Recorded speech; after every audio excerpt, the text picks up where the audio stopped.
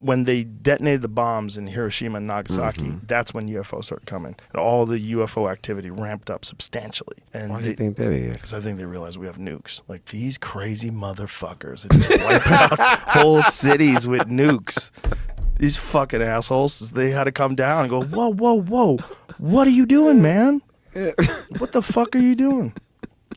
That's why you think they came like, yo, hey, they fucking nuclear weapons. What the fuck is going on? Who gave them nuclear weapons? Well, I think they realized we reached a level of technological sophistication that we could kind of kill everybody on Earth. Or you think one of them went rogue and taught us? I don't think one of them went rogue and taught us, because there's a very, like, if you go and look at the Manhattan Project and you go and look at the history of splitting the atom, there's a very clear academic paper trail of how they figured this out, and all the trials that they did, and what they did when they detonated the Trinity bomb, which, by the way, was one of the first times they ever discovered those nanodiamonds. It's called, I think they call it trinitite, and it's like nuclear glass, they call it as well. And it's what happens when a massive impact hits sand, and it turns it into this kind of glass. I think that because when it come with all the visits, what were they visiting to do? Because I know, they ought to say like we caught one or something like that. Yeah. If you did you try to torture him and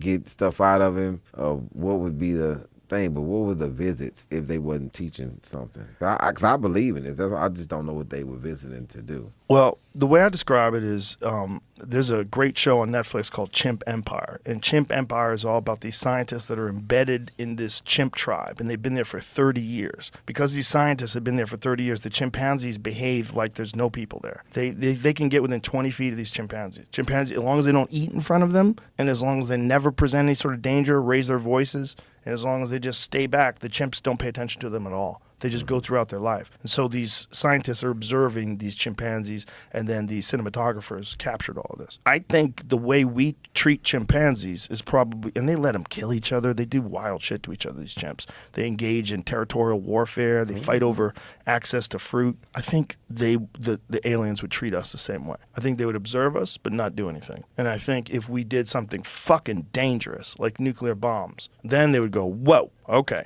because I think if alien societies do exist, and intelligent life is out there in the universe, I think what happens is they keep getting more and more and more and more sophisticated, and in the beginning they engage in tribal warfare, and as they become more and more sophisticated, their technology becomes far too dangerous to keep doing that same shit, and that's when they observe them, because it's this perilous tipping point where we could completely wipe out life on Earth, or we can evolve and get to the next stage of existence where we could coexist harmoniously throughout the universe and join some fucking global, some rather universal group of beings. That's possible. But the only way that's possible is if we don't nuke ourselves. What do you think about all this UFO disclosure shit? Are you paying attention to it? Yes, sir. Yeah. Yeah. I think it's pretty cool. It's pretty interesting, right? Yeah. You know, it's interesting, like, how little people seem to care. Because we already know. I know, but it's interesting that, like, there wasn't, like, some moment where people, like, were like, holy shit, aliens are real. Pretty soon that's coming.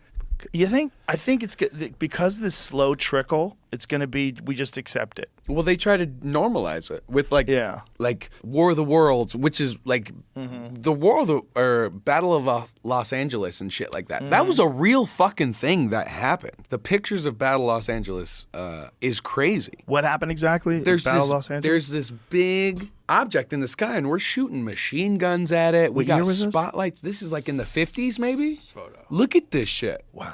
So we're putting fucking rounds on this fucking thing. Spotlights on this thing in the sky. Look at the rounds. Right, but what is it? What is it that they see? That's weird. All you can see is spotlights. 1947. It says in there. Boy, that looks like a fucking flying saucer. Look at in the middle, and but those things around it, those are fucking like Ma Deuce rounds. Like they're shooting at this fucking thing. They don't know what it is. Well, you know that there's a famous story from the Soviet Union that these guys shot at a UFO and it turned them into stone.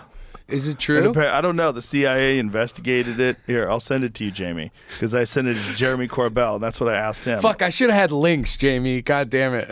Well, this is the only link I have. It's CIA UFO turned into STEM. You'll find that. You're definitely on a it? watch list, Jamie. Yeah, so there's literally like a CIA document about it. That these guys supposedly shot at a low-flying spaceship. Look at it. According to the KGB materials, a quite low-flying spaceship in the shape of a saucer appeared above a military unit that was conducting routine training maneuvers. For unknown reasons, somebody unexpectedly launched a surface-to-air missile and hit the UFO. It fell to Earth not far away, and 5 short humanoids with large heads and large black eyes emerged from it. It is stated in the testimonies by the 2 soldiers who remained alive that after freeing themselves from the debris, the aliens came close together and then merged into a single object that acquired a spherical shape. That object began to buzz and hiss sharply and then became brilliant white. In a few seconds, the spheres grew much bigger and exploded by flaring up with an extremely bright light. At that very instant, 23 soldiers who had watched the phenomenon turned into stone poles. Poles? Yeah, only 2 soldiers who stood in the shade and were less exposed to the luminous explosion survived. No shit. The KGB report goes on to say that the remains of the UFO and the petrified soldiers were transferred to a secret scientific research institution near Moscow. Specialists assumed that a source of energy that is still unknown to Earthlings instantly changed the structure of the soldiers' living organisms, having transformed it into a substance whose molecular composition is no different from that of limestone. Oh my God. It turned them into limestone. Turned them literally into limestone. And this is a CIA paperwork? Well, this is, they're reading from a KGB file, right? So it's just, go to the very bottom of that again, Jamie, the very bottom of that. It says, one of the things that says, the CIA representative stated, if the KGB file corresponds to reality, this is an extremely menacing case. The aliens possess such weapons and technology that go beyond all our assumptions. They can stand up for themselves if attacked. But the thing is, they're saying if the file corresponds to reality, that means there's a If this is real, they're tough. Yeah, they can fuck with you. What year was this released? I don't know. Source is a newspaper. 1991? 93. So there's all these disclosures that are going on right now, and they're very, very fascinating because it's hard to know what's true and what's not true. But it's interesting that they're talking about it. But no one's showed me anything yet. I'm waiting for them to show me things. I've seen some things already, like those videos that they took off the FLIR video and the Go Fast video, and these videos of these things where these jet fighter pilots are trying to track this thing, and it's like zipping across the sky, and they're like, what the fuck is that? I've seen a few of those. I've talked to 2 different fighter pilots that have had encounters. And they're all in. They're all in.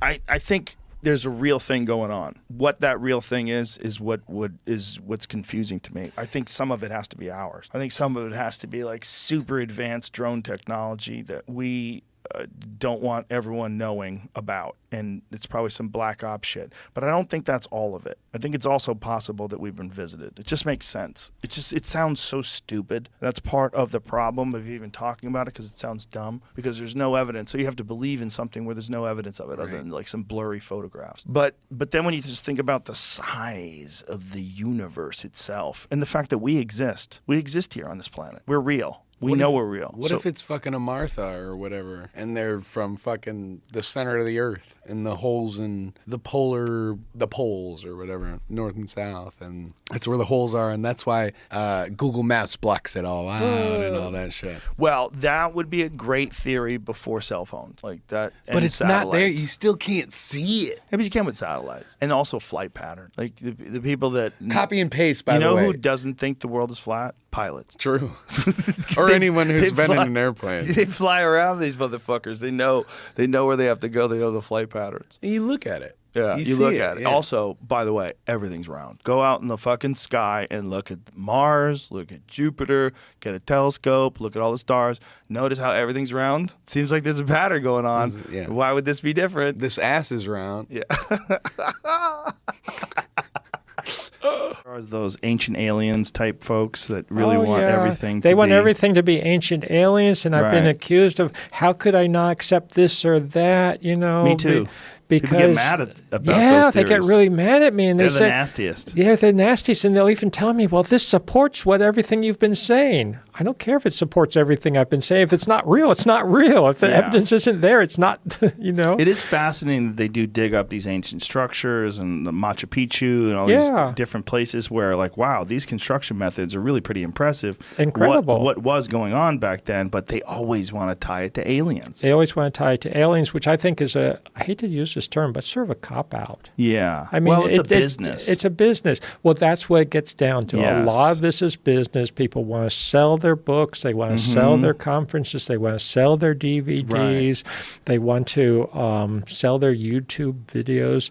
In some cases, they want to sell for money. In some cases, they want to sell for promotion, self-promotion. They want to be famous. I told you, I was accused of that back. You know, in the early 90s. Oh, I just doing this because I want to be famous. No, I'm not that type of person, actually. Well, people love those shows, those UFO and ancient alien type shows, and they love those conferences. They go to those conferences and they all just mentally masturbate together. It's very bizarre. It's like, but they're all like, there's nothing to support what they're saying. But I think it does fill a void for some people. And one thing I'm trying to do is to fill that void with something real, something important, something that has evidence to back it up, because there are a lot of questions. There are a lot of mysteries. And I will admit, I've been on the Ancient Aliens show, but I've never proposed ancient aliens. I've never supported that. I've always been clear if people actually listen to me, but they asked me to be on it. And a number of other academics have too. Do they use you out of context? A little bit? Well, yeah, the context is not necessarily... Slippery. Yeah, slippery. But the point is that there are real mysteries to this day, things that we don't really understand that you and I have been discussing about, and there's so many more we could discuss, but those are real. And so many people that I know that watch shows like that, when I talk to them, and I'm talking academics who would never admit that they watch it because they find it entertaining, number one. They don't quite say it this way, but I think it fills a void, and it does raise issues that if they're perceptive, then they might become aware of and realize that these are real issues. No ancient aliens or some other easy answer is not the way to go, but they are real things that need to be looked into. So even when I speak at a conference like that, there are so many very intelligent people that are there besides the other, but they're different types of people. Sure. But I know many people, they'll have PhDs and stuff, and they'll go to it for sort of between entertainment, but also to get exposed to things they're not going to be exposed to by the standard academic community. Right. What do you think about all this stuff about, the New York Times had articles about it. There's Air Force test pilots have come out talking about encountering flying saucers. Mm-hmm. Or unidentified flying objects, particularly Commander Fravor, who had that David tic-tac thing. Yeah. What do you think about all that? Yeah, we do. I'm a shameless marketer. We do an episode on that, on ATIP, on the Advanced Aviation Threat Identification Program. And look, again, I always say the same thing. I'm not a conspiracy guy. I tend to be very cynical about everything, but. After talking to some of these folks, including Fravor and a handful of others who were both pilots and also were involved in the ATIP program for the U.S. government, for the military, there's things out there that we haven't been able to identify, right? And I'm not jumping on the alien train, right? Necessarily, but what I'm saying is that there are things that extremely experienced pilots, military pilots with significant amounts of experience couldn't figure out, couldn't identify, right? And so I'm certainly not going to be smart enough to say, okay, this is what it was.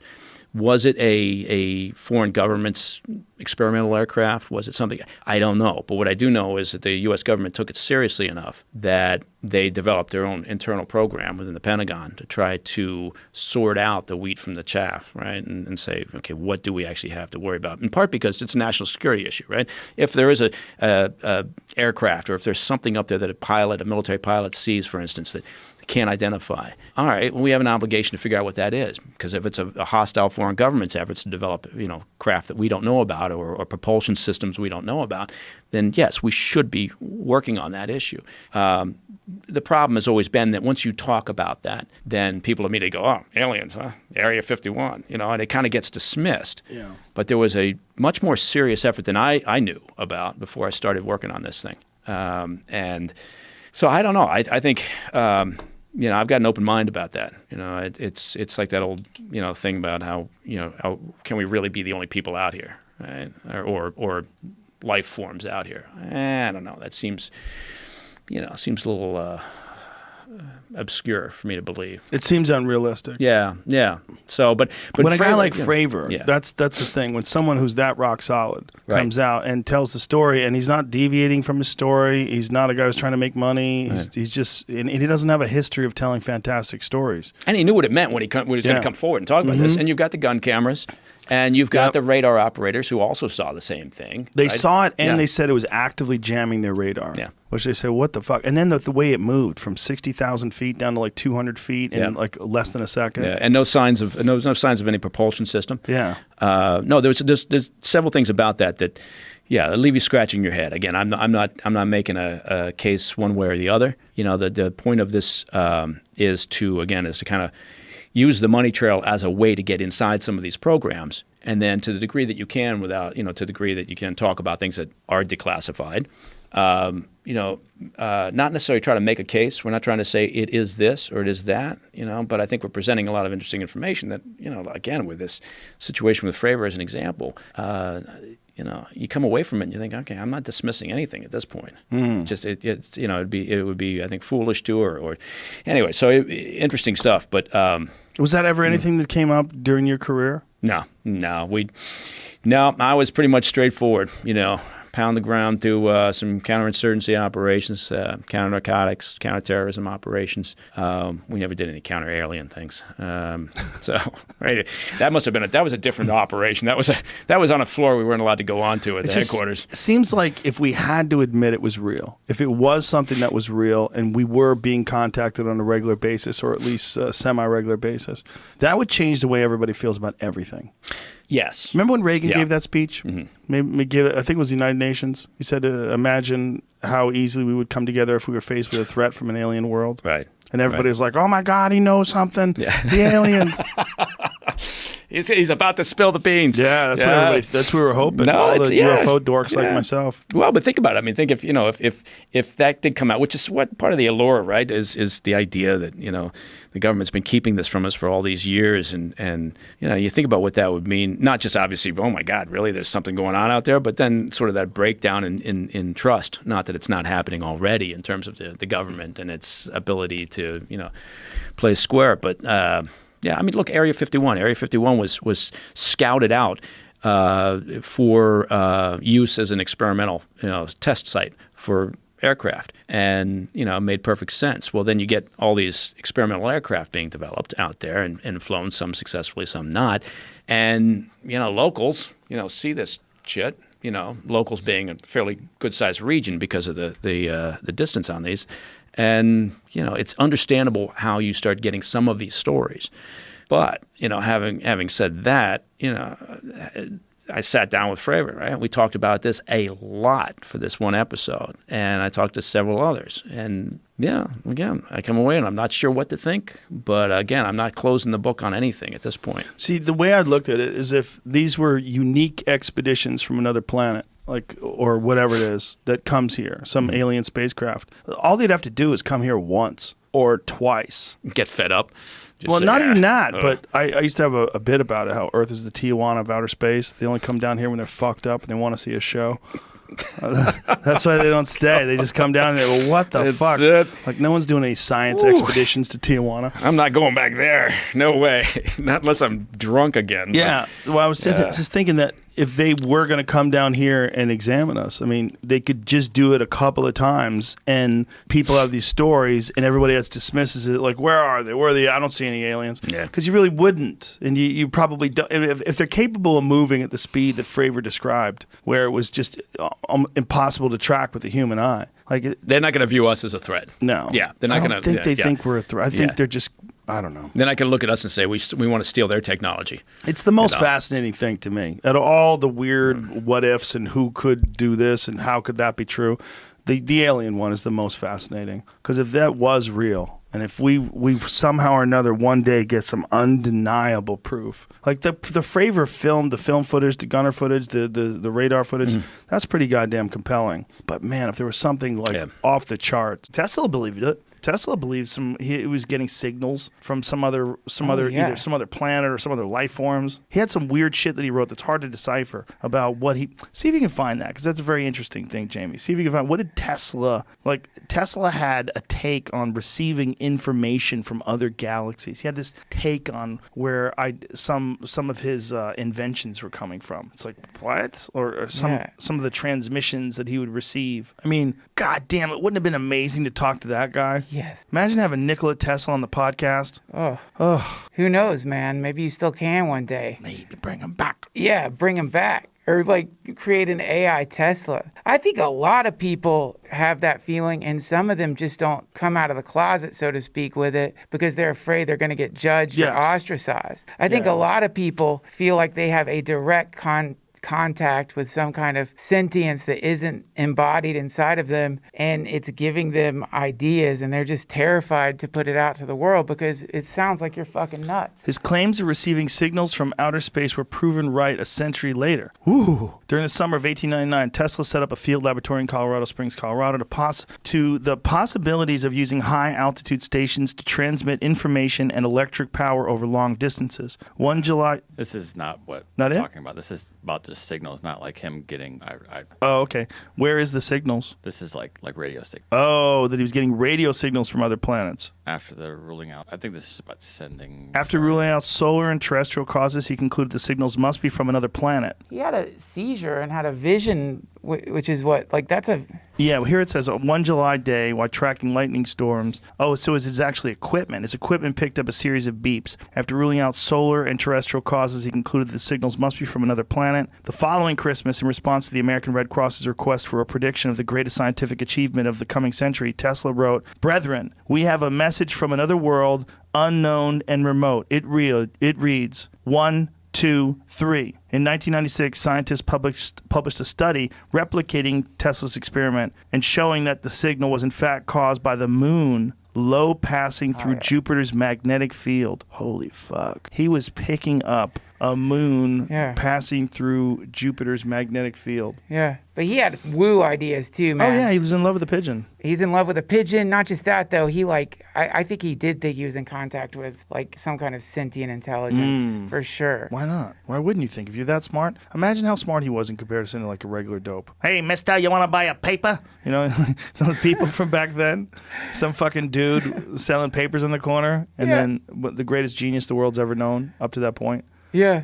Wandering around trying to figure out how to send electricity through the sky. Maybe that's all intelligence is, though, man. It's like having the willingness to let yourself go crazy enough to believe you're not the creator of your ideas. The 2017 New York Times article, in my mind, made that was a big shift, because when the New York Times is reporting about it and saying that this is major news and this is real and there's video evidence that they can't ignore, when you talk to high-level people at the government and people like Commander David Fravor, who had that infamous spotting off of the coast of San Diego, when you hear about people like that are very reputable, it starts to change the conversation in a lot of people's eyes. Right. See, it used to be that one person would see something in the sky and say, look, Martha, look, there's something up there. Now things have changed. Now we have multiple sightings by multiple modes. That is the gold standard for looking for these objects. Not just just one person, but several people that are reputable. Not just radar, but visual sighting, infrared sensors,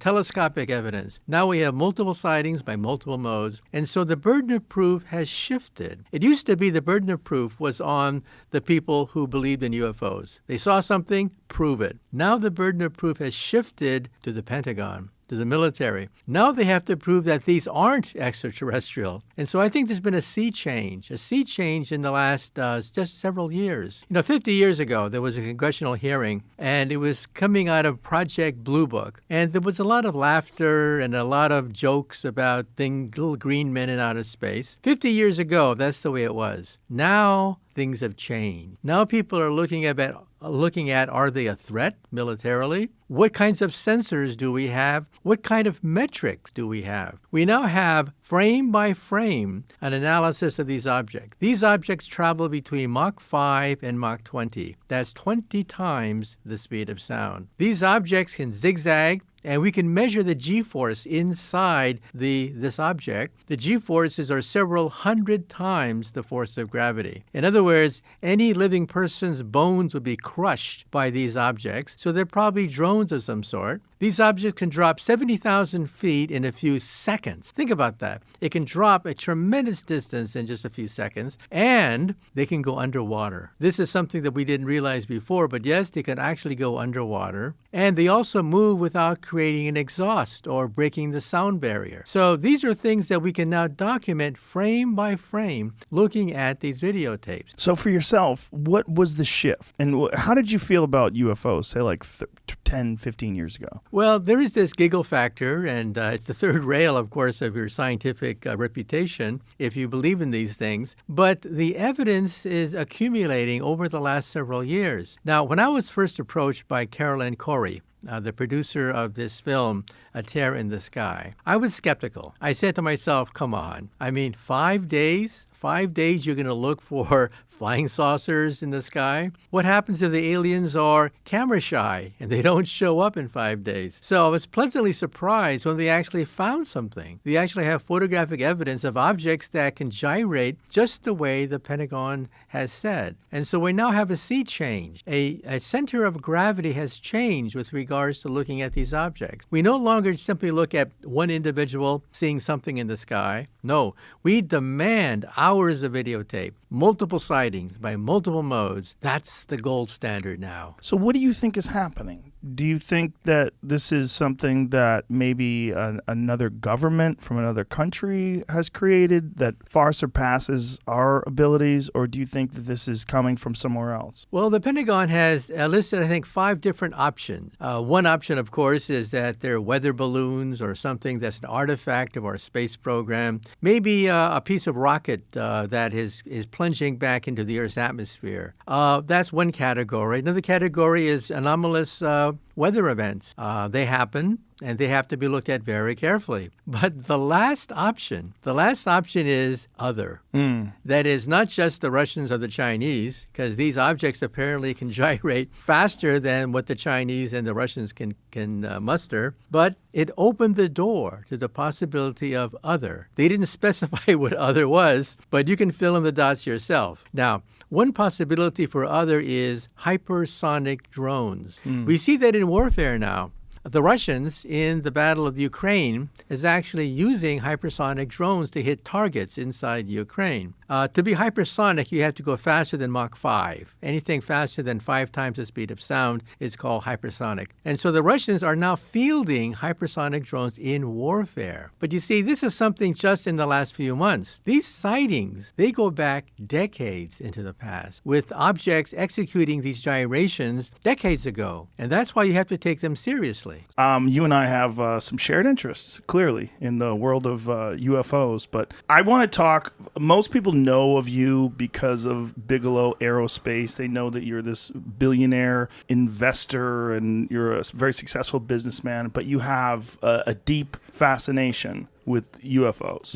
Yeah, sure do. How did this all get started? Back when I was about 3 years old, which would be about 1947, and actually of May of that year, my grandparents had a very close encounter that was dramatic. And they were taking an evening drive in the late afternoon up into the mountains and coming on back down to Las Vegas. And they saw what appeared to be at first an airplane on fire. And the object became closer and closer to them, and they pulled off to the side of the road. And at one point, then it filled up the windshield, and they thought they were going to die. And at the last second, it shot off and disappeared.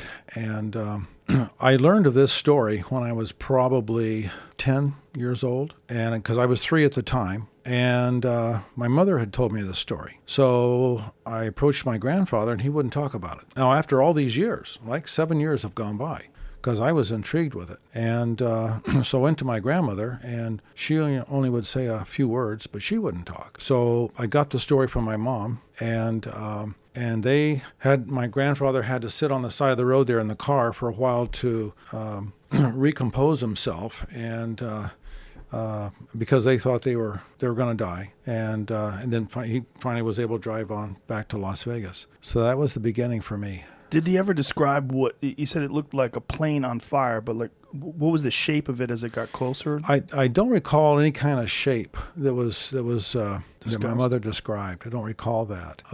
But they just knew it wasn't a plane. They knew it was something. That's right. Something That's right. crazy. So in the family, the family had an event, and I lived right next door to my grandparents, and the family had an event that kind of started things at that date. For me, other personal things came later, but for the family, that was a big deal. So this was, you said 47? 47. And 47 was the time of the Roswell crash. 47 was a time there was a lot of UFO activity being observed worldwide. And the speculation is that this had to do with the nuclear bombs that were dropped on Hiroshima and Nagasaki and all the tests that the United States had done and Russia had done, and that there was a lot of interest in obviously in that. Well, actually, Russia hadn't dropped any bombs by that time, right? Right. It was after that, but that there was interest in our species by extraterrestrials because they let these crazy assholes are detonating nukes. Like let's go take a look at them. Right.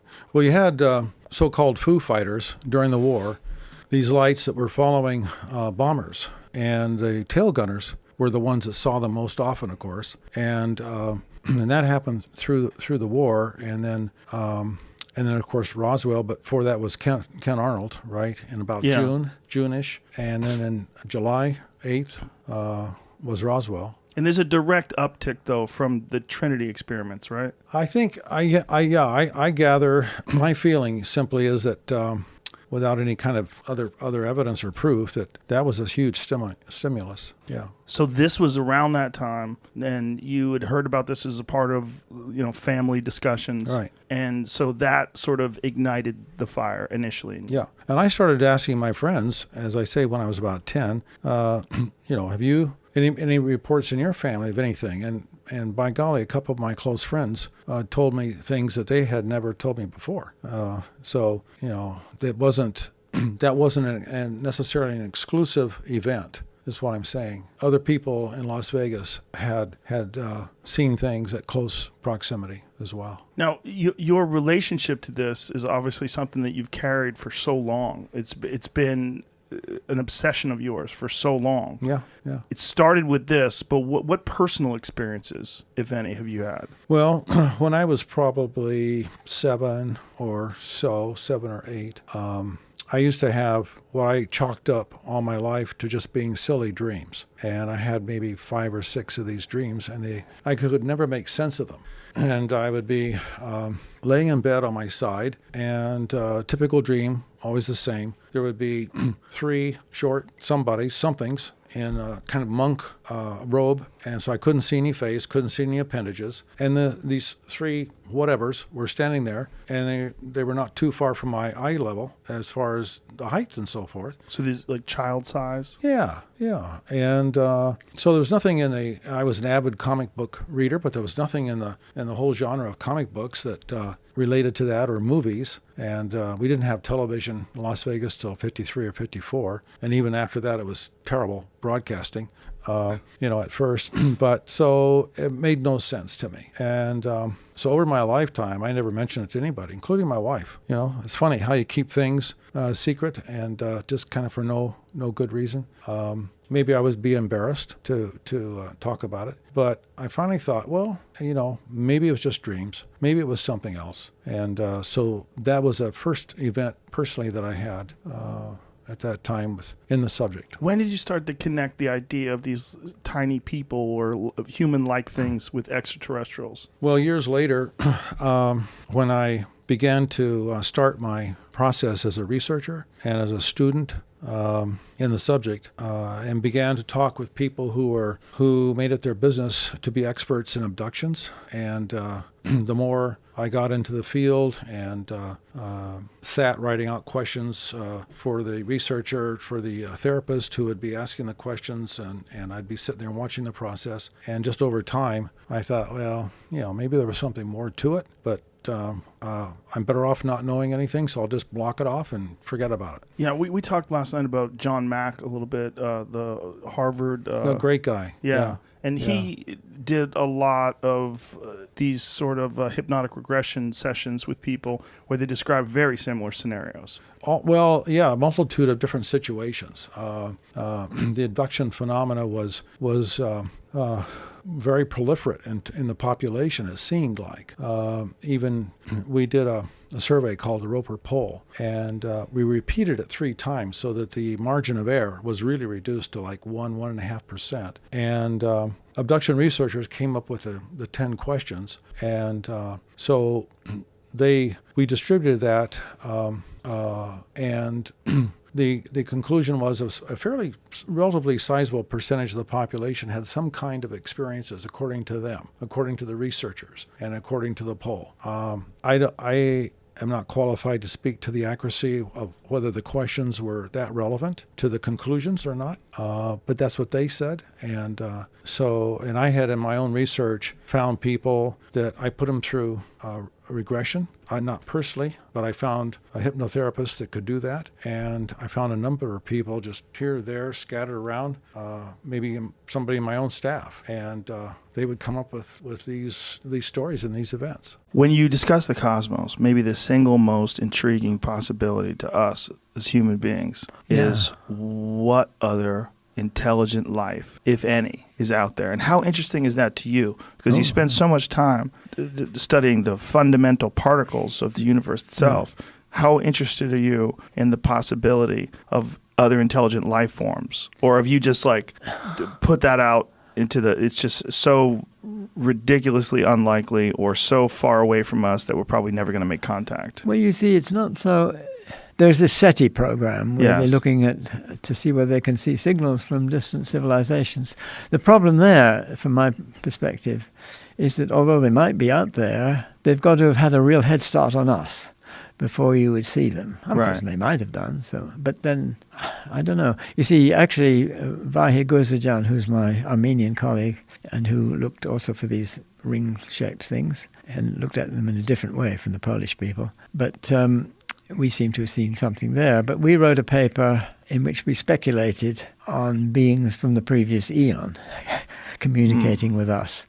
And the advantage there is that you're looking at the really advanced civilizations, really right at the very end, you see. Billions of years ago, that their universe disappeared and then had to come back to a Big Bang state again. The signals could come through, yes. And somehow or another, those signals remain. It's conceivable. I agree it's pretty far-fetched, but, who knows what... So eons, how many billions of years are you talking about? Like the Big Bang was 14 billion? Yes, but you see, that's way at the beginning in a sense, or it's 3/4 of the way through in another sense. It depends how you draw the pictures. Right.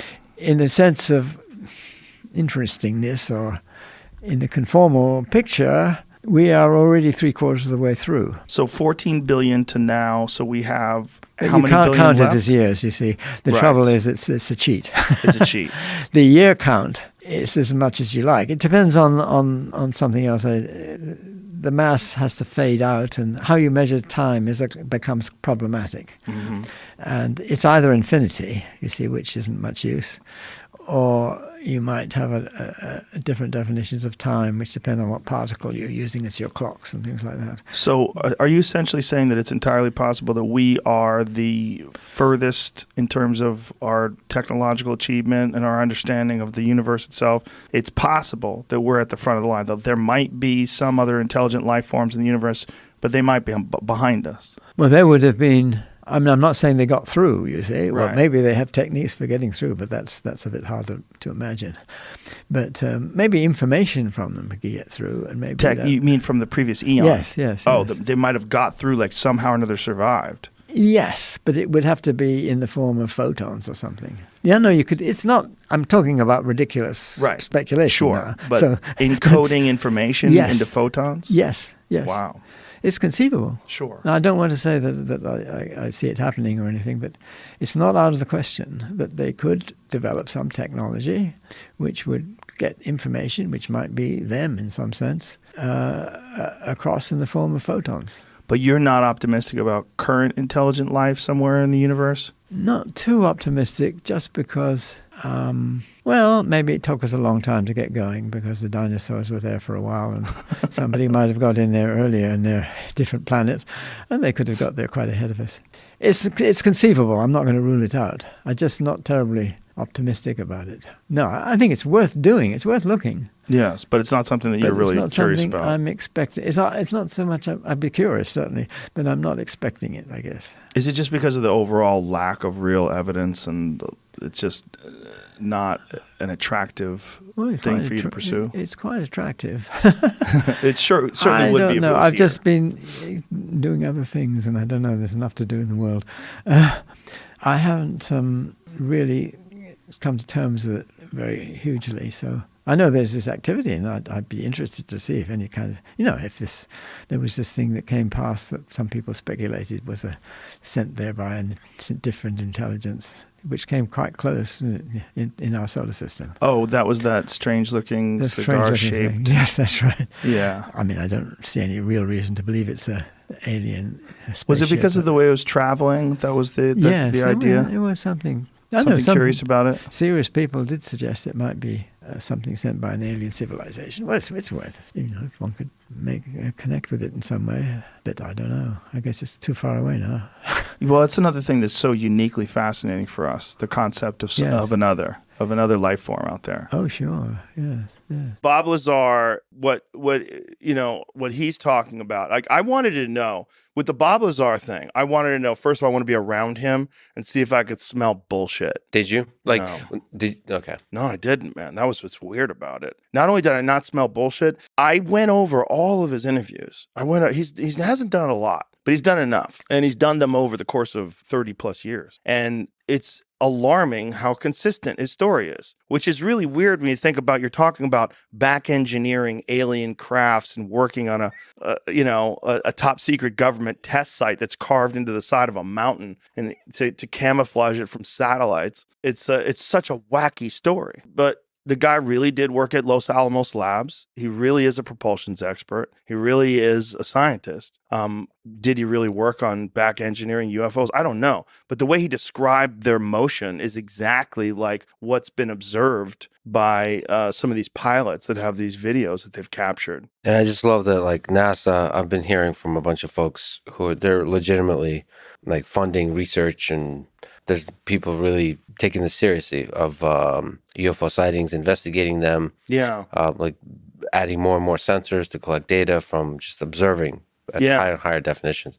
It's cool to finally see that. And he was one of the early people, whether he's full of shit or not, that kind of forced people to start taking these topics seriously. Or at least force people to have conversations about them and maybe attempt to debunk them because it seems so preposterous, but then get sucked down the rabbit hole and start going, maybe. Well, it's the thing is like the Fermi paradox, like where are they, right? And when you take into account just the sheer raw numbers, the vast majority of people objectively assume that there is life out there. The vast majority. Well, if you really take into account what we understand about the universe itself, what we understand about the concept of infinity, and the way Neil deGrasse Tyson has explained it to me is that not only are there life forms out there, but there's you. You are out there. Infinity is so large that Lex Friedman exists, and doesn't just exist, but exists an infinite number of times. Like the amount of interactions that cells and molecules, the same exact interactions that have happened here on Earth have happened in the exact same order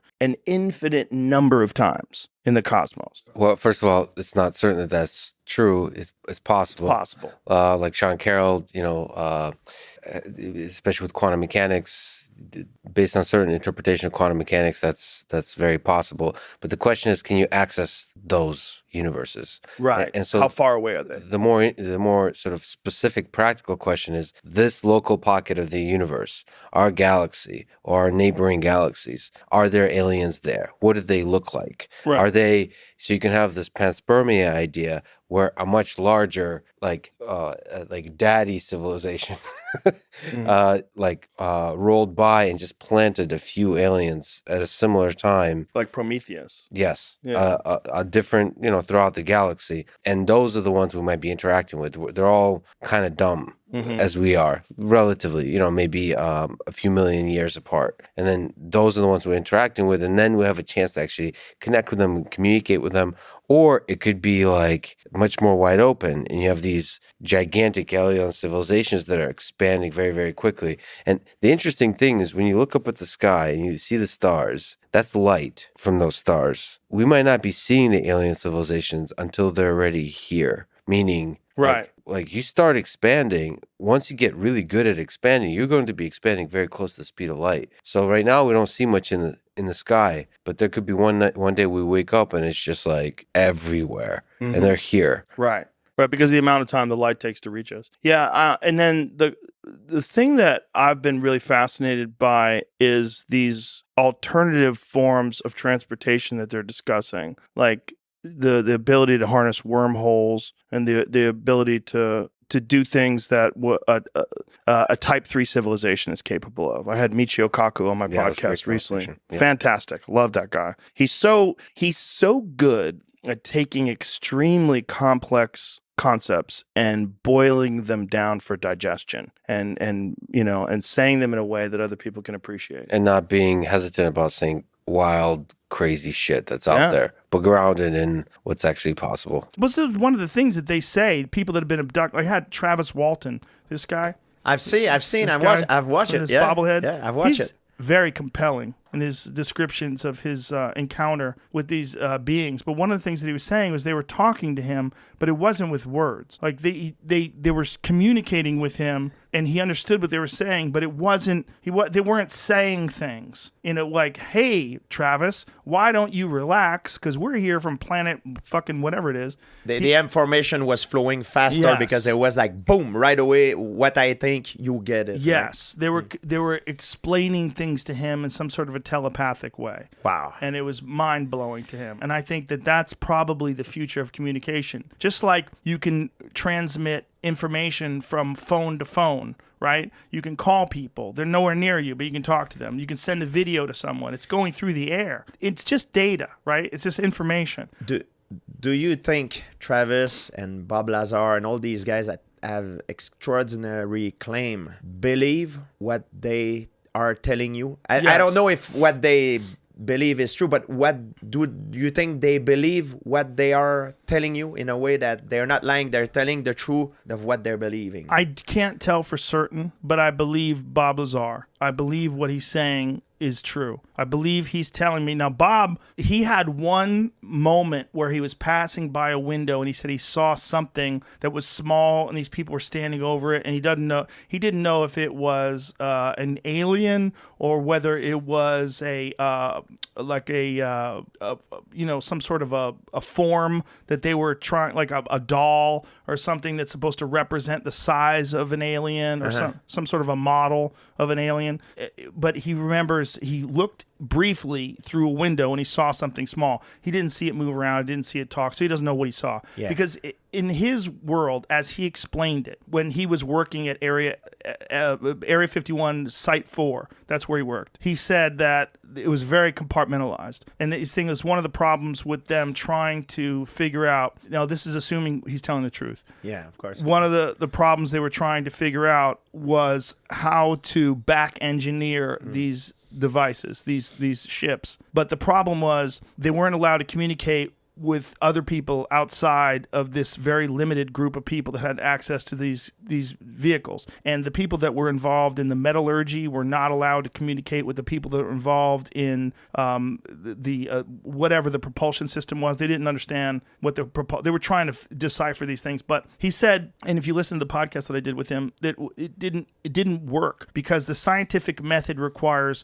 multiple people to communicate and share ideas and explain, and they didn't do that. You can't improve like that. Right. You need to share idea. Right. You can't do something and compartmentalize everything. But my communication with him, I don't know if he was telling me the truth, but he didn't seem deceptive. Yeah. And he's a brilliant guy. It's clear he's clearly like borderline genius. You hear him speak, he's very educated. And some of the things that he talked about came to fruition. Like one of the things was there was a concept of this thing called element 115, right? Yeah. Now that was not really proven until the 2000s or somewhere in the 2000s. They used a particle collider and created this thing where it was a very unstable, very short-lived particle. But he was saying that wherever these beings are from, they have figured out a way to utilize a stable version of this element 115, and that's how they propel themselves. The things that he was describing were also exactly the same things that were experienced by Commander David Fravor, who was a guy who is a jet pilot. I saw, yeah. Yeah, and so he experienced this thing move in that same direction, that same way,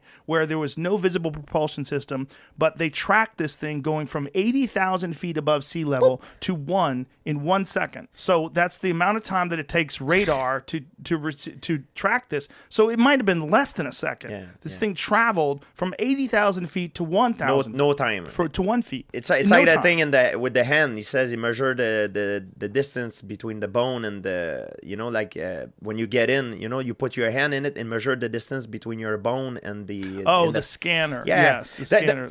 There is a lot of things like this. Like Zacharias Sitchin was, there's a lot of stuff that you can think of that how could they know that at the time? But Well, the Zacharias Sitchin stuff is interesting, right? Yes. That's all the Sumerian text. The Sumerian text is some fascinating stuff because it's all from 6,000 years ago. And by the way, Zacharias Sitchin, he's very controversial. There's even a website called SitchinIsWrong.com, and it's basically scholars of ancient Sumerian who say that his translations are completely off. But even if his translations are off, there's still a lot of really confusing stuff about ancient Sumer. And one of the things is their depictions of the solar system. They had a depiction of the solar system 6,000 years ago that shows the sun in the center, and it shows all of the known planets in the outside, and they're relatively accurate in terms of the size. Yeah, and how about the formation of the Earth? Tiamat, Marduk. I don't remember which one is what, but that's the formation of the Earth. That's the model that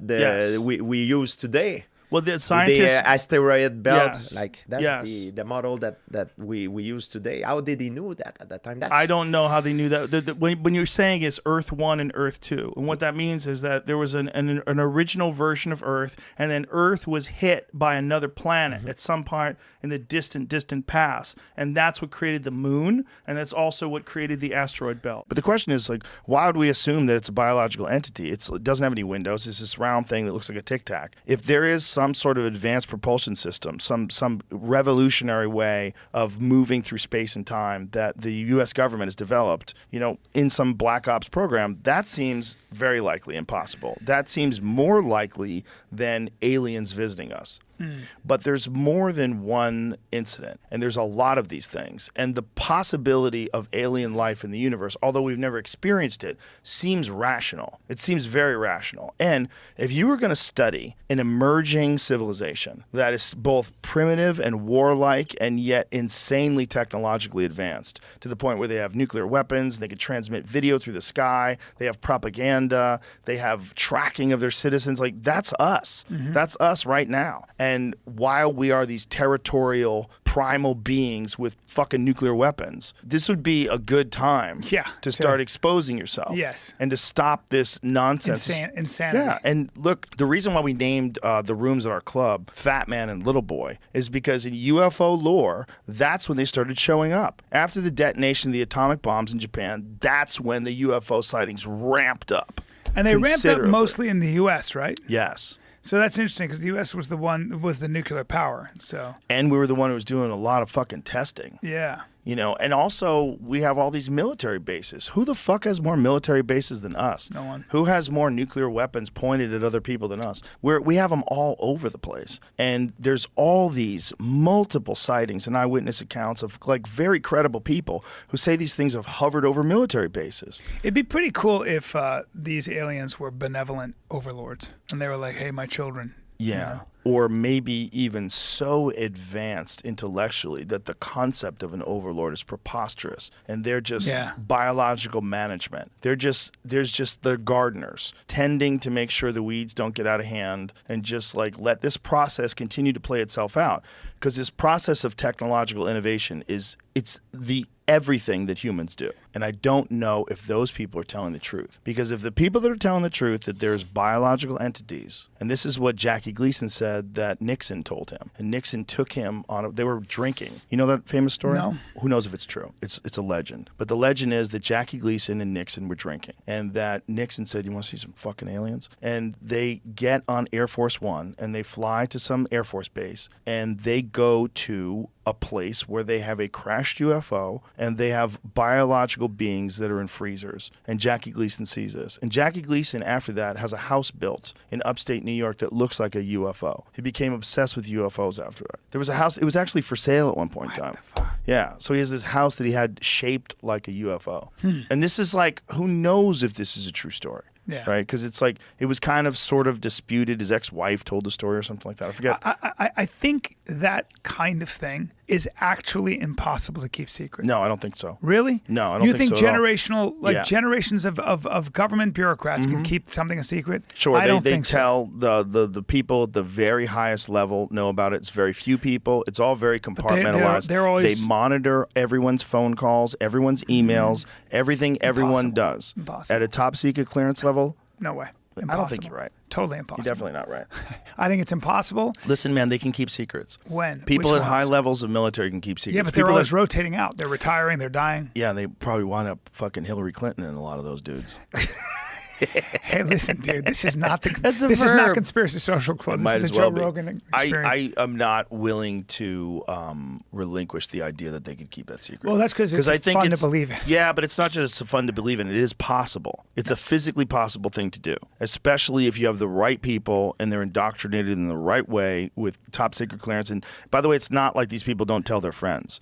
And it's not like there's a bunch of stories floating around, because there are. There's a shitload of stories floating around. That's what I'm saying. But why would you, like, I would never keep that a secret. I'd be like, hey, you got fucking aliens. Here's the thing. When you have senators and congressmen who find out about this, and they find out that military contractors are the ones who have access to this stuff, because the back engineering program has to involve someone who has the capability of recreating this. So who would that be? That would be the people that make jets. If you got someone who's making you a fucking a stealth bomber, and you have a crashed UFO, those are the people that you want discussing like what kind of things you've recovered from a fucking alien crash, and can this be replicated? No. Here's the problem with your whole don't theory. you know me, motherfucker, because you don't know. You might be wrong. This is your wrong. No. No. Don't say you're wrong because you don't know that I'm wrong. This is the problem with your theory. Ready? Okay, go ahead. I'm sorry, and I love that you want to believe in this, and so do I, but here's the problem. Okay. There's no law. There's no written law that says I'm not allowed to talk about aliens. And I mean at the top levels of clearance, like the most secret level. There is no world where if I'm a government official and I take a a bunch of pictures and I come before Congress and I go, here's my evidence.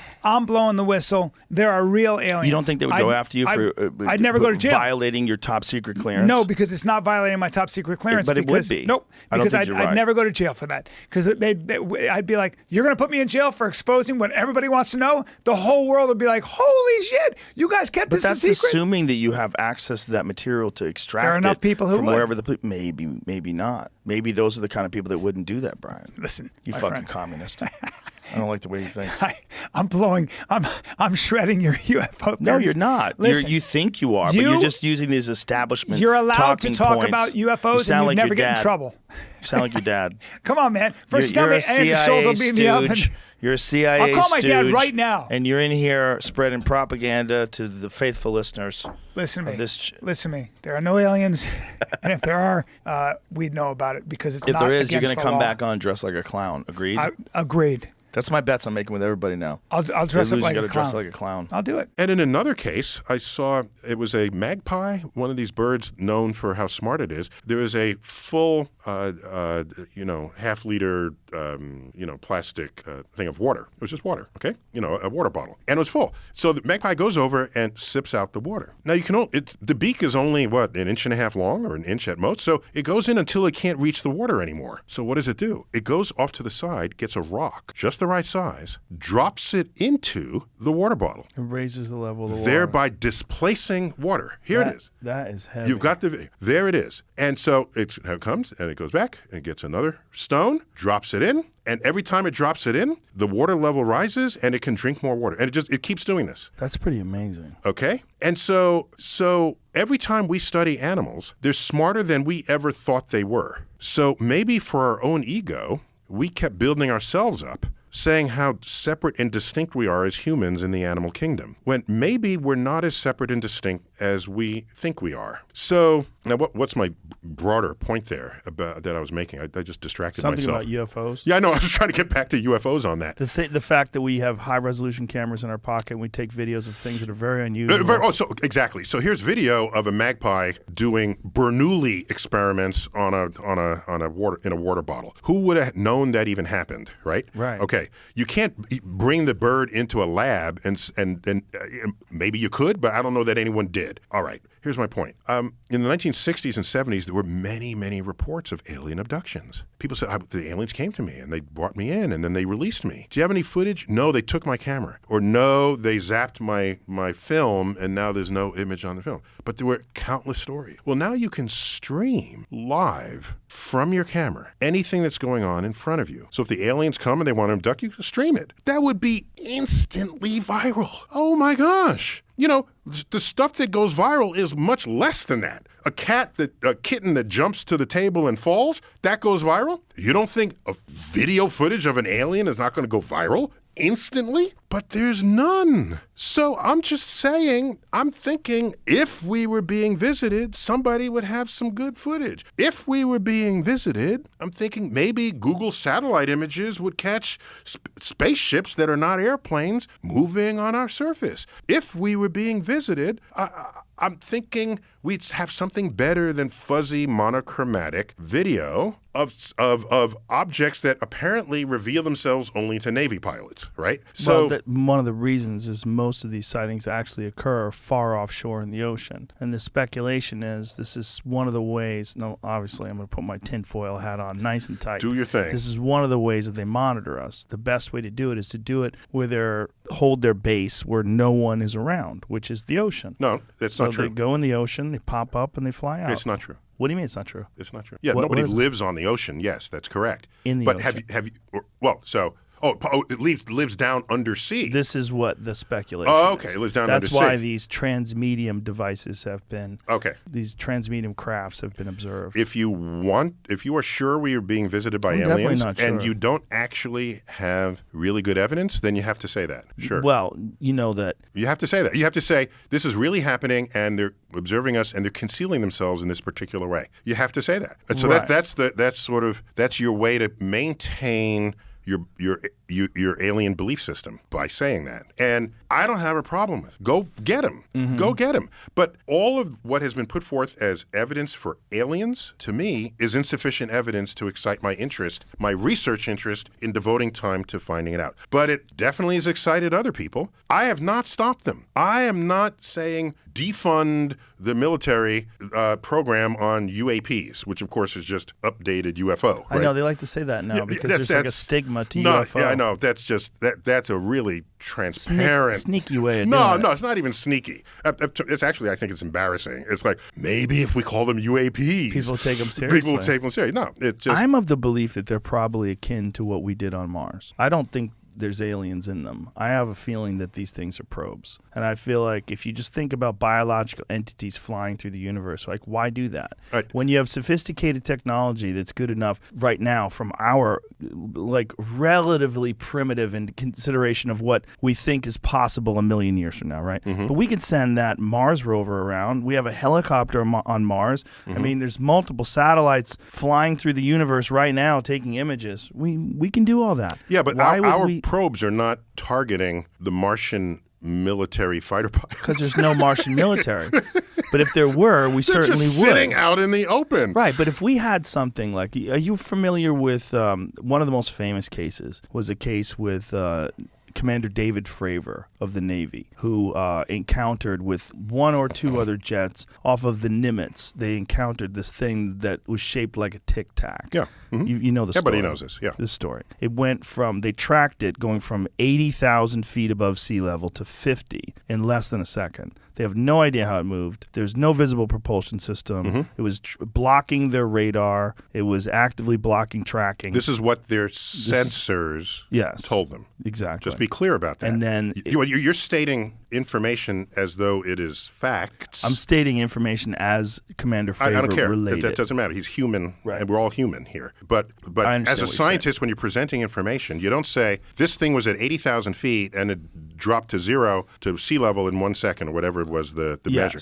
That's the wrong way to report it. What you say is we have sensors that told us this is what happened. I understand what you're saying. Okay? Yes. That's a very important distinction. Yes. And so now, all right, your first question then, tell me about the sensors. Yeah. Okay? Are they double checked? Are they, and so, but if you're just going to say there's this craft at 80,000, then everyone is thinking about a craft and no one is thinking about the sensor. They actually saw it with their eyes too. This is something that they actually got. You can't see something at 80,000 feet. No, the actual visual on the craft. Okay. They didn't see it at 80,000 feet, but this craft, it's not just something that was tracked with equipment. Got it. But they didn't see it at 80,000 feet. Right. That's my point. So I want to hear more conspiracies, Eddie. Let's That's go. what I'm saying. I like Eddie. You know what? Fuck the half in submarine. bag, son. Fuck the submarine. You're not dog. into the Hunter Biden stuff, though? What's No, up the with Hunter that? Biden stuff is What about the interesting. UFOs? UFOs, it's Project Blue We Beam. used dog. to be all in on UFOs. Dude, are you Remember back kidding? in the I was day? a UFO. Dude, I Bro. was the UFO. Is there ice in there or no? Yeah. No. Okay. I don't have any ice. Yeah, those ball ices are awesome. Get some more ice? We'll get some more ice? We'll get some more. I got more whiskey here. Do you remember when you and I first got into Zechariah Sitchin? Hell yeah. Yeah, we were convinced Hell yeah. the Anunnaki. You know how I were got coming. into it? You know, I remember how we got into it because remember Gina, the girl I used to make music with? Yes. She was like, she was, at some party and we were working on some music. She goes, last night this guy told me about, there's this guy who wrote about some transcripts or something like that. And he said he was telling me that we're created by aliens to mine gold. And I remember like, what? She goes, yeah, he was telling me about this. I go, what's his name? His name was like Jody. Because my friend Jody was telling me about this guy. And I'm like, can you call him? Call him up. And because it made sense to me, like, wait a minute, we were created as slaves to mine gold for this other planet? I was all balls deep in the UFOs. So I called this motherfucker. I go, do you remember what you were telling Gina? And he goes, yeah, there's this guy named Zechariah Sitchin. Look him up. He wrote a book called The 12th Planet. And I'm like, okay. So boom, got into it. I'm like, oh shit, I believe that shit. They got me hook, line, and sinker, man. But yeah. you know. And then so Eddie, do you think that do you believe that whistleblower, like that he's actually seeing the UFO? I believe a lot of the people that see UFOs really believe they see it, and they just get set up. I think they're just. But they're not seeing UFOs. They're seeing maybe a drone. They Exactly. don't know the technology. Holograms, drones, some high level shit. They're pushing it so hard. It's so obvious. That's it's what's so weird, fucking obvious. is that they're pushing it. It's so obvious. When it goes mainstream, I'm like, what's going on here? What No, are they trying dude, to come distract on, us dog. from? And then at the same time, the Biden crime family shit's coming out, dog. All that shit where they said Rudy Giuliani was fucking crazy. Yeah. He's a crackpot. Yep. 2-3 years ago, they made him look like a fucking crackpot. And all he was doing, he goes, I got the laptop right here. We got it all right here. And the scariest part was they got 51 intelligence officers to sign off on it. That's That it's crazy. How scary Dude, is that? scary. Scary. You had That's 51 guys bullshit? Yeah. Oh my God. When they scary. Scary. They knew that it was legit in 2019. Dude, scary. That's scary That's shit. crazy. Have you looked up the And laptop what's shit? scary is no one is facing any repercussions. Zero. He got a slap on What the about all wrist. those guys? Not just him. I'm talking about the people who told everyone that it was Russian disinformation. They suffer no consequences. And you know what? They stick with it though, because they're saying that the justice system is corrupt by saying that it's not. Yeah. They go, oh, they're lying. So it's just a lot of confusion. Until I see a UFO, I'm going to be skeptical. Yeah, super skeptical. But it's interesting to watch the gradual shift that's happening in people who are like big time debunkers. Mm-hmm. There is not like, okay, I think they're real, and I don't blame them for saying I don't think they're real, because it's like really they're still going off of like just people saying it's real. But the fact that the people saying it, like Marco Rubio coming out now, did you see that shit? Right, but isn't it interesting? This is my observation. What they're saying is they talk to people who say this. Right. That's everybody. It's including Grush. Grush is saying that he has access to information and he was aware of information. He was aware of things that the public wasn't aware of. And so he wants to be a whistleblower because the public deserves to know about these things. Yeah. But he has no access to it. Well, Rubio said he talked to people in the government who said they had firsthand. Right. But he talked to people who said they saw the thing. Under oath, though, right? Right. But where are those people? Like, until those people are Right. standing in front of the camera going, I was on the spaceship. Yeah. I met the entities. They talked to me through telepathy. Yeah, I think we might be close. They've got that hearing coming up, and I know that a lot of the I like to believe that a lot of the sort of careful wording of things right now is to protect people who worry that they'll get killed. They have a sense of like, shit, man, they're going to kill me if I tell you this, but because he did it, I'm going to come out and say it. And, so I think they feel like, shit, we've got to be very, very careful to protect these people. I don't see any benefit for any body in the government to go on statement saying that they've talked to people within the U.S. military who have seen UFOs. What's the benefit there? Like, if it's not true, you're going to look like the biggest dipshit on earth. You're going to be ridiculed. It's going to ruin your career potentially as a politician. So I don't see much of a benefit in them coming out and saying that stuff. That's the part where it's like, I can't trace how Marco Rubio, what's he going to, the next time he runs, he's going to be like, I'm the guy who got tricked into thinking there was UFOs. Right. Yeah, it has to hit sort of a wall of public demand, where the public demand is like, hey, what is enough people are talking about it. There's enough, whether it's Commander David Fravor or the New York Times article, Jeremy Corbell, all these different videos that get released, where there's enough credible people talking about it that they have to kind of address it. And if someone like a senator, Marco Rubio, has a conversation with someone when they're saying, yeah, we have crashed UFOs and we have alien bodies and we're hiding it from the people. Yeah, dude. And then where it gets... And this has been going on for 80 years. Here's the deal. If you are a politician and you realize we've all been briefed on this shit and it is coming out, and you other people don't have the guts to come out and say it, you realize to be the first politician who came out and told the truth. Now there is benefit there. Yeah. There's a lot of benefit in like the courage to come out and like support whistleblowers. Because, dude, I read an analysis of it that's so creepy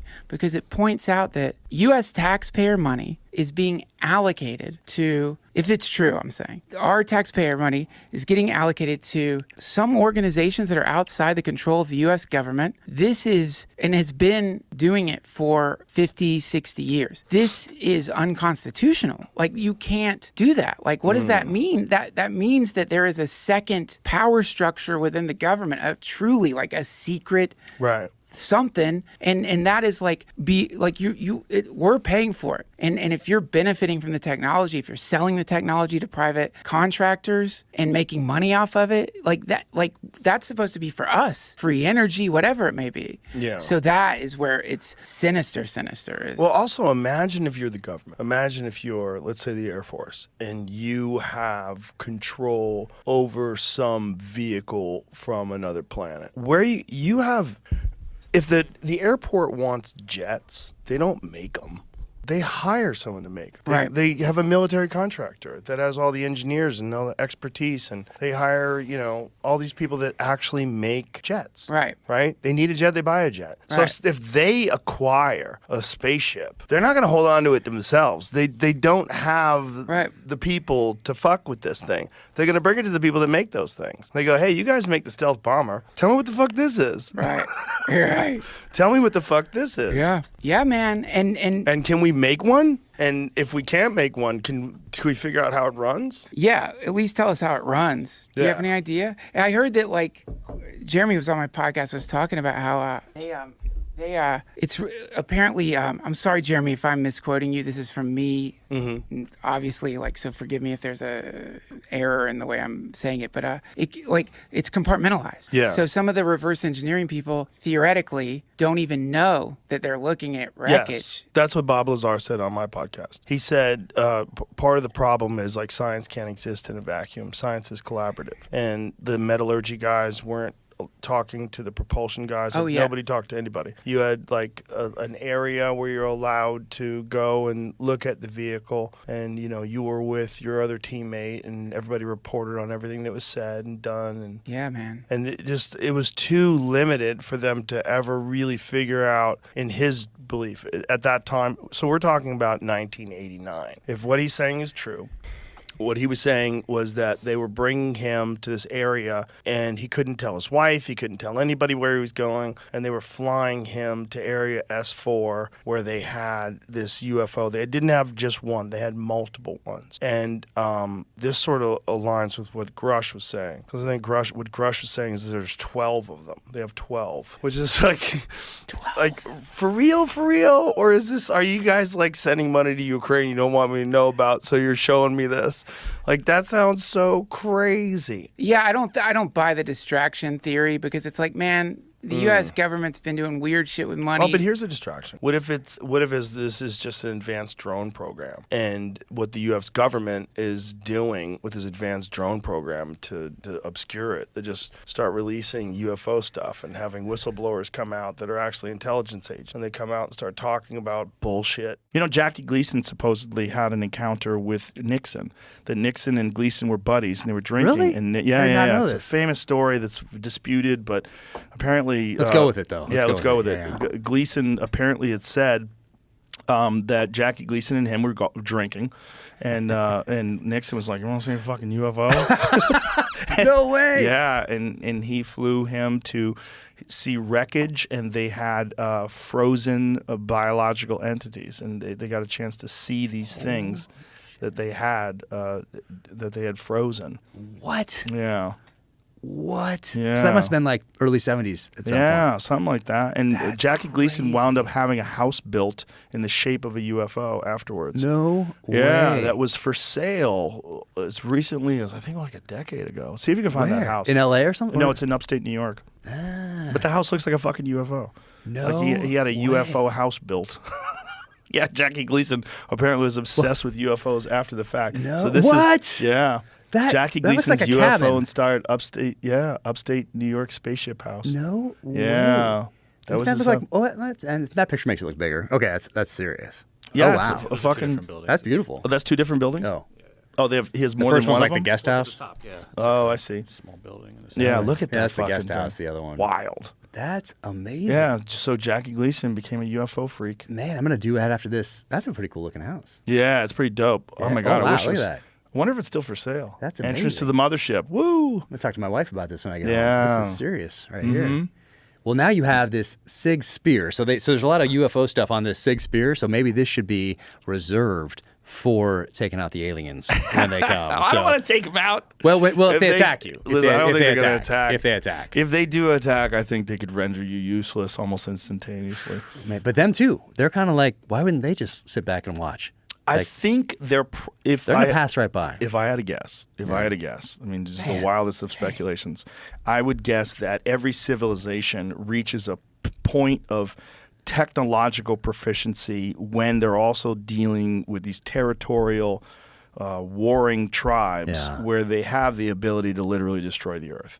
And that if this is a natural course of progression for intelligent beings, they get to this point, there's a transition where it gets very dangerous. And if I was from another planet and I was monitoring this, I would be there to make sure that they don't launch. That they don't, and that's the theme of the Mothership Comedy Club. Is that the rooms are called Fat Man and Little Boy. And the reason why the rooms are called Fat Man and Little Boy is because that is a specific moment in UFO folklore when the aliens start arriving. After the detonation of those bombs, that's when you start seeing this massive uptick in sightings. Really? Yes. And interactions with fighter pilots and these different military bases that have nuclear programs where the bases get shut down and all the power goes off. Yeah, there's like... That's wild.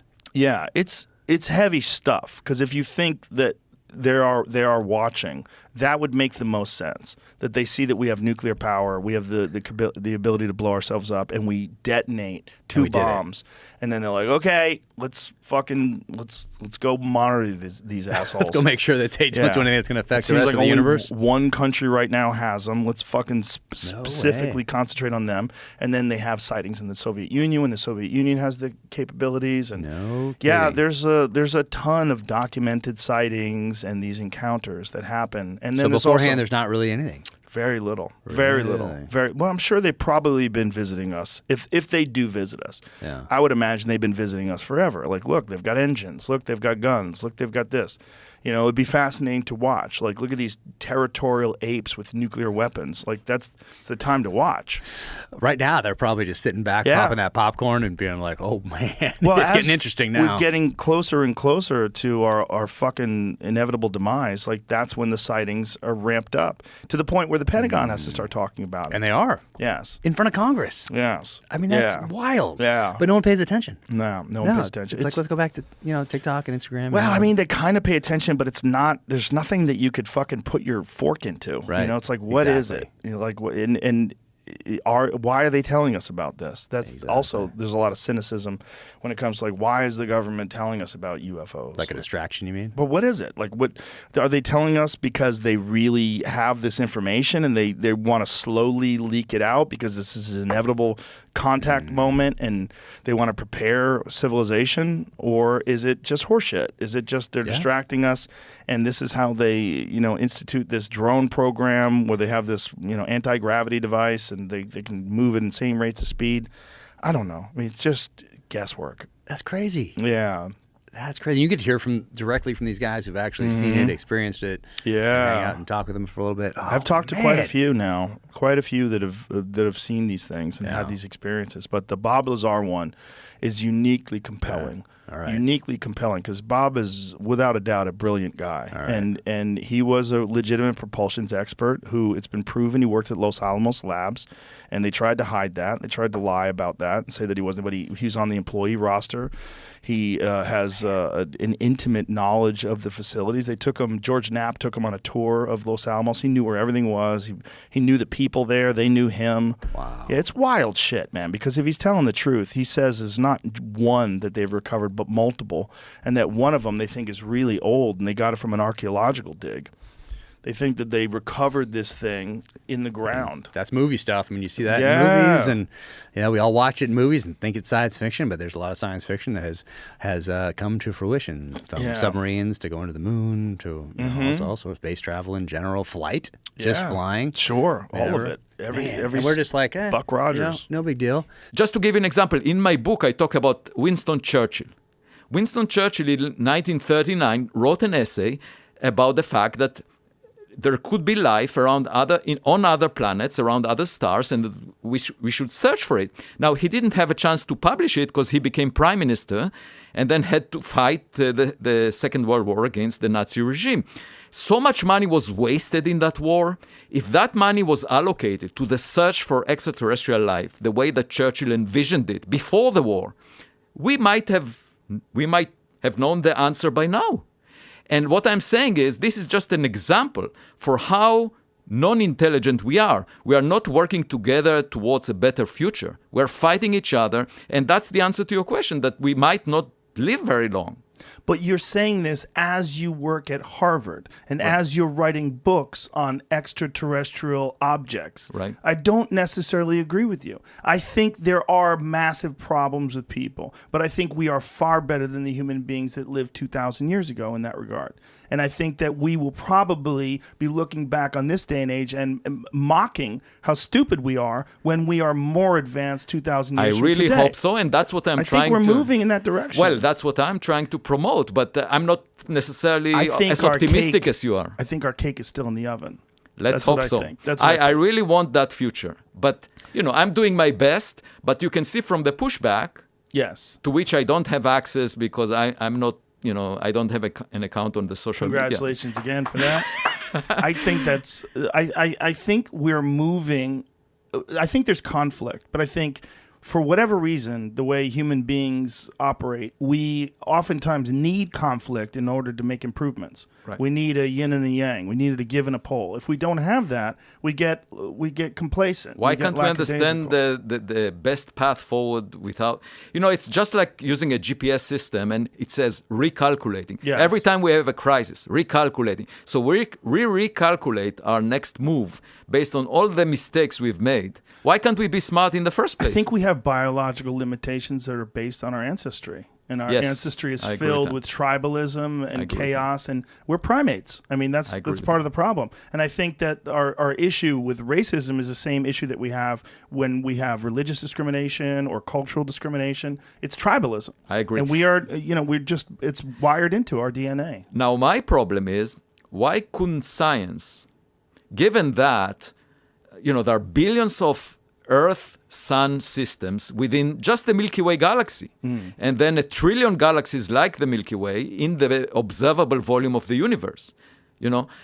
Why can't the mainstream of astronomy simply say, conservatively, just assuming the most conservative, not speculative assumption.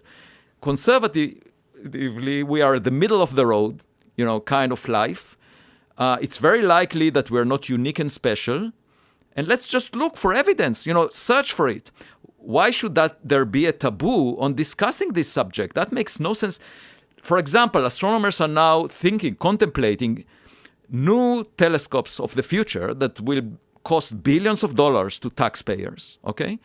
That would search for oxygen in the atmospheres of other planets around other stars, because oxygen could be indicative of life, microbial life. I say it will never be conclusive, such a search, even if it costs billions of dollars, because the Earth, for 2 billion years, the first 2 billion years of the Earth's history, didn't have much oxygen in its atmosphere. There were microbes, but the oxygen level was quite low. And then it suddenly rose after 2 billion years, half of its life.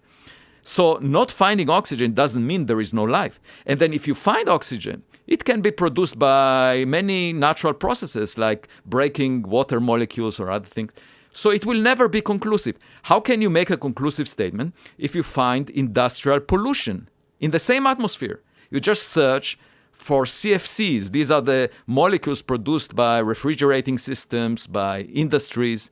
If you find evidence for that, there is no way that nature can make these very complex molecules naturally.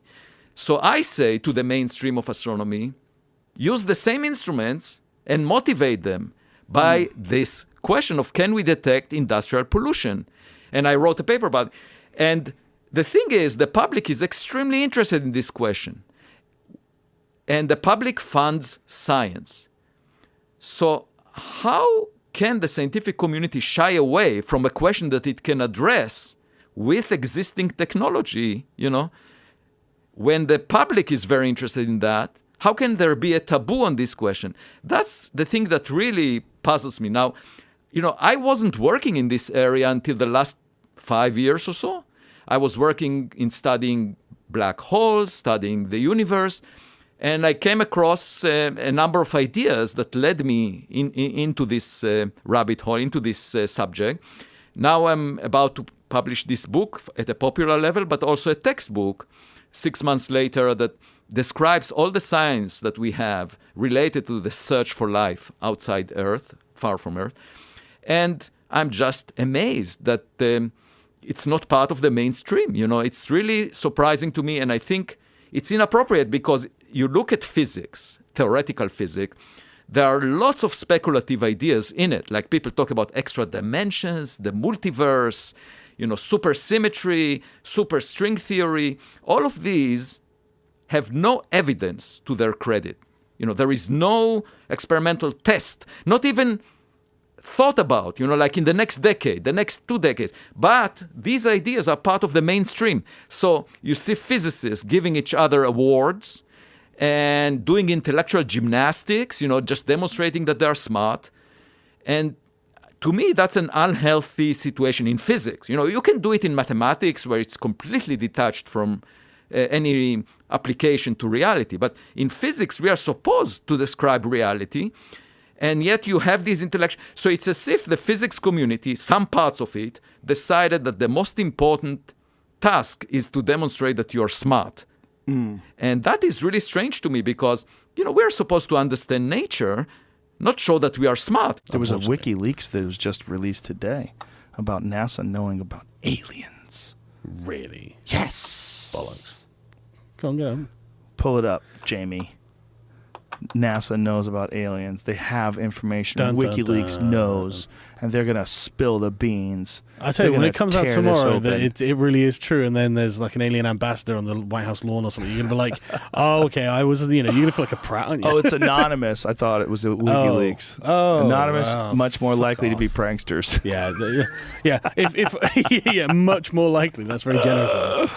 Anonymous, a global hacking collective, believes that alien life exists and thinks NASA is about to confirm it. The shadowy group. Oh, yeah. I love that. It's the a shadowy group of autists that on the you internet. can be in.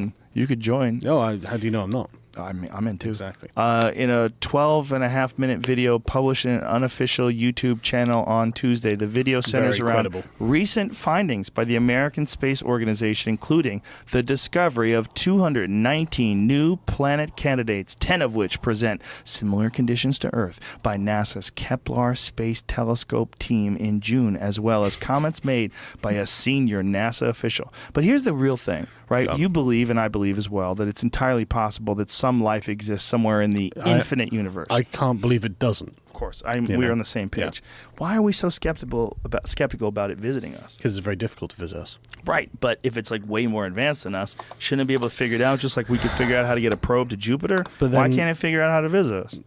But then we've got a government conspiracy and cover-up. Do we? Or are they just people and they don't know any more than you or I? Like, we don't know shit. Why would if aliens came here, do you think they would go, oh, that's an elected official. Clearly that guy's the mayor. Let me talk to him. No, they'd look at this fucking anthill and they'd be like, which one of these dipshits should we tell? I don't know. Let's just pick that guy up and stick some stuff up his ass and run some tests on him. That's bollocks, though. Because sense, bro. And you're fighting listen, dude. I've got really offended. We've been friends online forever, and this is just. I've got a counter argument to this. We can distinguish from one ant to another. Yes. We can see the workers. We can see the soldiers. We can see the queen.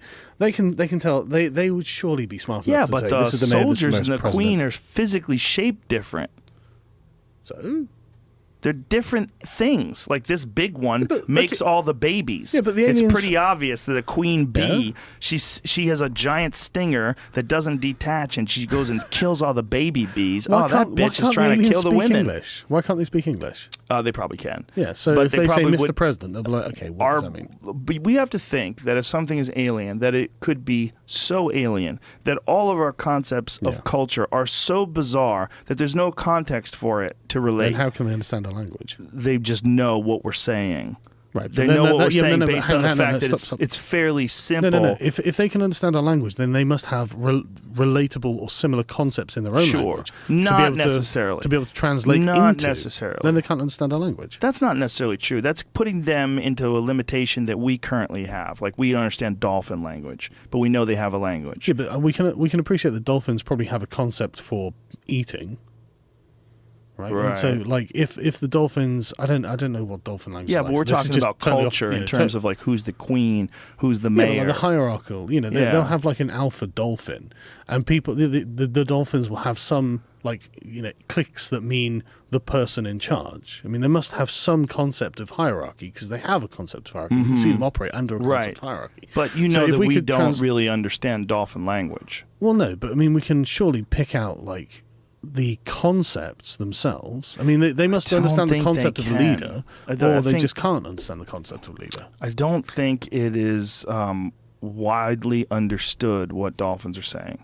I think I it's don't think we we can translate dolphin to human. Well, we can't even recreate it. No, I'm sure. But I mean, we can't recreate their sounds. Like we don't know what their sounds mean. Like if we said a bunch of shit to a dolphin, like yeah, no, of course. But I'm not saying we can talk to dolphins or anything, but like with a dog, you can the dogs have got certain kinds of and very, very primitive methods of communication. But like a dog whimpers, it's in pain, right? And so I have to have a concept of being in pain to understand the dog's going. I know that means the dog's hurt. I must understand that the concept of hurt, right? And so if the aliens, if they can understand English, then they must understand the concept of what a president is, or they must have some sort of. They must have some way of analyzing it. Surely, if they can take in all the data. They're superior to us, obviously. Yeah. Well, if not superior, technologically far more advanced in that they've been alive longer. But when you consider the possibility of all sorts of different weather conditions, different life conditions, maybe different solar systems where they have zero concern about being hit by an asteroid. And they're always bipedal. Yeah. In sci-fi. Well, that's because they're lazy. They're supposed to represent us. Yeah. In the future. That's because it's easier. Is that what it is? Well, surely. If It's you're what going to record a we sci-fi can relate film, to. I think it's a relatable thing. It could be that too. But that was my point, is that I think that aliens could potentially be so alien that they can't even relate to the concept of our ability to communicate with noises. Yeah. Like they might be communicating with smells. Yeah, exactly. Yeah. They might be using some telekinesis or some shit. Psychics, man. Yeah, maybe. I mean, yes. So do you think if you had to bet all of your YouTube money... That's not very much. Thanks, Wall Street Journal. Have aliens been here or no?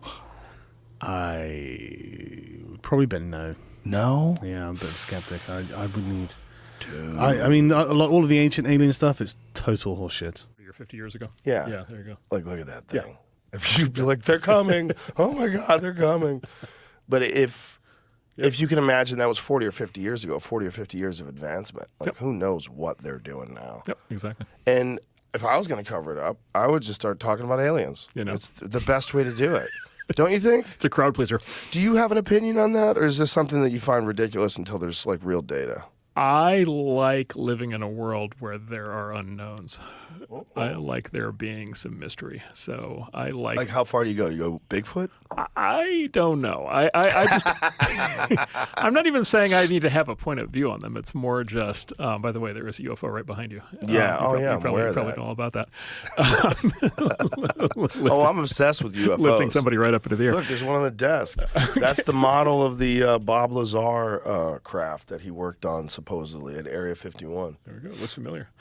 Look, I want there to be mystery, right? I want there to be unknowns. Like living in a world where everything is settled, quote unquote settled. No. Let's have some mystery. I don't even know if I really want to know. Really? It's like I don't know. Oh, I think if you know, that's just the tip of the iceberg of the mystery. I think knowing that aliens do exist is just the beginning. Yeah. Like, okay, did they engineer us? Uh-huh. You know, when did they start visiting? Mm-hmm. You know, well, are the stories from the Bhagavad Gita, is that about UFOs? Like, you know? Have they been here the whole time? Yeah, have they been here the whole time? Did they come every now and then and make sure we don't blow ourselves up? Like, what's the purpose? Yep, exactly. Yeah. Okay, I'm in favor of Come that. on, Okay, man. all right, You want to okay, know? all right, all right, I'm in. If anybody's going to know, you're going to know. So I'm going to call you. So Elon says this. Elon says he hasn't seen anything. Yeah, I'm super suspicious when he says that. Super suspicious that they haven't told him, or that he's maybe playing a little hide the ball. If I was him, I'd play hide the ball. If I'm running SpaceX, I'm working with NASA, and I already got in trouble smoking weed on a Joe Rogan experience. I would fucking play ball. Let's play ball.